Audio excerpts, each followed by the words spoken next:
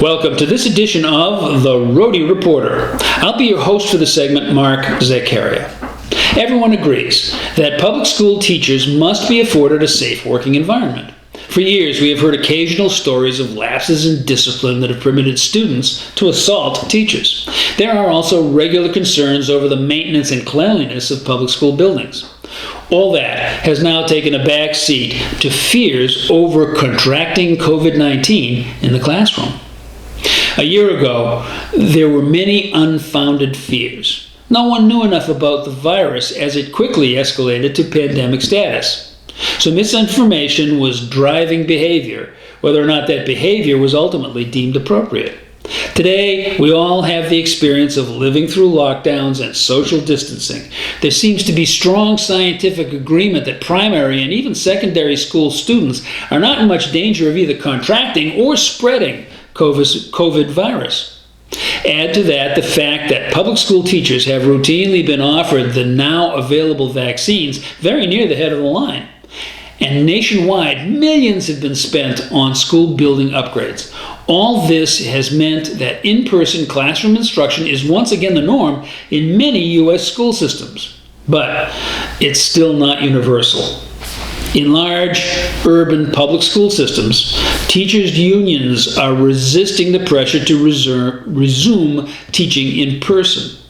Safety concerns are usually cited as the flaws in the plan.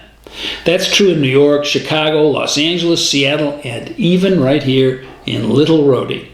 No studies or any other kind of scientific documentation has been presented to support these concerns. Many individual teachers are more than ready to get back to teaching.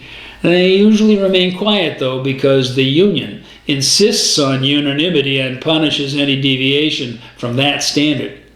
From the outside, reporters, not to mention parents, can't tell if strike threats over safety are sincere or just another expedient.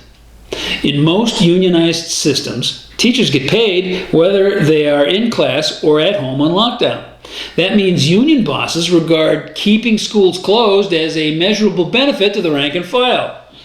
Unions are taking that position without regard to the obvious and widespread damage being inflicted on students across the board. The kids are being hurt by social isolation, degradation of the quality of education, absence of extracurricular activities, and boredom-induced apathy or actual depression. It gets even worse here in the Ocean State. Senate leadership is pushing a bill to require a moratorium on the establishment of charter schools. In fact, that moratorium is planned to be retroactive, putting a number of those options for educational choice out of business, even though they are already in full operation. The bill, of course, is a nod to the teachers' unions to prevent them from suffering as students depart traditional public schools in droves. That's bad enough, but it got really childish during a recent hearing on the bill. Parents had to wait a minimum of 2 hours to speak against the legislation, and many stuck it out much longer than that. Senate Education Committee Chair Sandra Cano ignored the usual practice of alternating comments. Instead, she gave the union bosses and lobbyists all the time they wanted up front to make their case in favor of the proposed law. Only then could the flood of parents speaking against it be heard.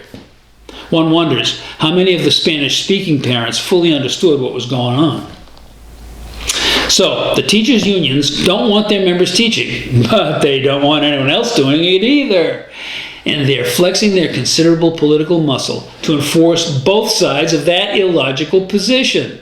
Meanwhile, as a community, we are all standing by doing nothing while a generation of our children are being damaged, perhaps beyond repair. Good job, ruling class.